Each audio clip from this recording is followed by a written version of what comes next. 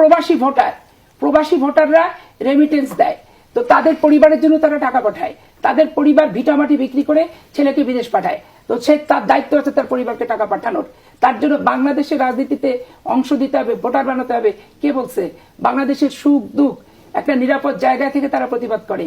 আমাদের মতো রং পানি থেকে, রিমান্ড থেকে, লোহার রড থেকে থেতলা করা, আর পুলিশ পিটানি, আর দিনের পর দিন 40 দিন 50 দিন এ থানা ও থানা করে বেঞ্চের উপর বসায় রেখে রিমান্ড কার্যকর করা, এগুলো কি প্রবাসী ভোটাররা কখনো তারা কি ভুক্তভোগী?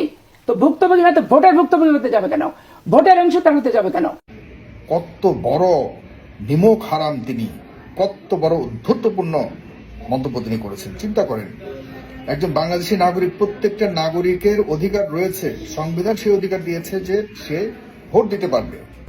এখন সেই ভোট দেওয়ার যে পদ্ধতি সেটি নিয়ে বিতর্ক হতে পারে, বিদেশ থেকে কিভাবে দিবে না দিবে সে নিয়ে বিতর্ক হতে পারে, কিন্তু আপনি বিদেশে গেছে প্রবাসীরা তাদের ঘর ভিটা বিক্রি করে, আর তাদেরকে কেন বাংলাদেশের রাজনীতিতে অধিকার দিবেন এ নিয়ে প্রশ্ন তোলার আপনি কে?